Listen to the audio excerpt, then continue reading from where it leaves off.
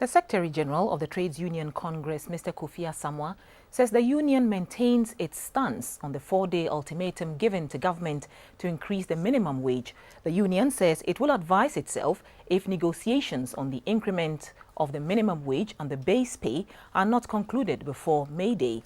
According to Mr Asamoah, the union will not disclose its next line of action until the 4-day ultimatum elapses. The TUC issued the 4-day ultimatum to government this past weekend. The union says it is pressing home the demands of workers with respect to negotiations on the increment of the minimum wage and the base pay.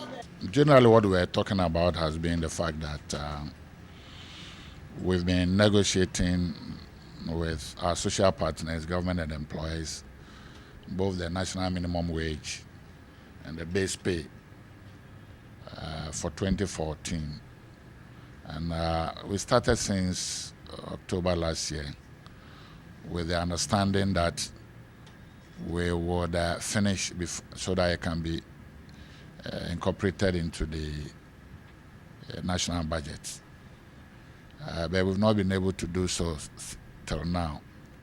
Undoubtedly, government is the largest employer, and this year it announced a freeze on wages. According to government, close to 60% of the budget is tied up to the wages of public sector workers, who are about 650,000 in number. But the General Secretary of the Union, Mr Kofi Asamoah, says the current wages do not reflect the high cost of living in the country. We acknowledge that the wage bill has gone up. Government has been bundling various figures.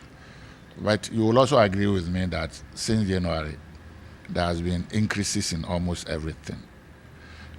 Taxes, levies, utilities, and all other things. So it has chiseled out the face value of our salaries. Now inflation is over 14%.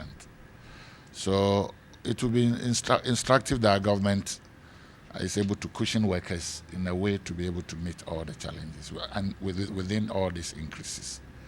So yes, we acknowledge the challenges facing government for now in terms of the wage bill. We also have cause to think that, and we have stated it repeatedly, that the wage bill, as it is now, we think it's not efficiently being managed, because we are aware that there are ghost names still. Each time they remove the ghost names, they are able to still be able to bring back some of the ghost names. So the figures that we are seeing may not be exactly the total wage bill as it were. The economy is facing some challenges made worse by the sluggish growth in the industrial sector in the face of power rationing and the instability in the local currency. The demand for a hike in the minimum wage will certainly lead to mixed reaction, with employers on one hand against the TUC and a divided workers' front on the other. The TUC, however, says it was not involved in the decision to freeze wages, hence its call for the negotiation of an increase in the national minimum wage and base pay.